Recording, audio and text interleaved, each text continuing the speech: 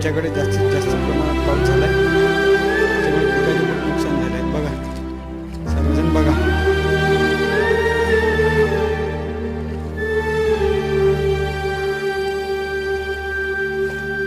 खूप खूप परिस्थिती बेकार आहे आमच्या शेतकऱ्यांची, लोकांची.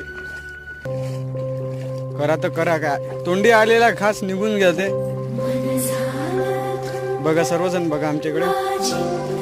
हे अकोल्यातील, अकोट तालुक्यातील रोंदळा येथील गोष्ट आहे. बघा कपाशीचे तर 100% नुकसान झाले आमच्याकडे.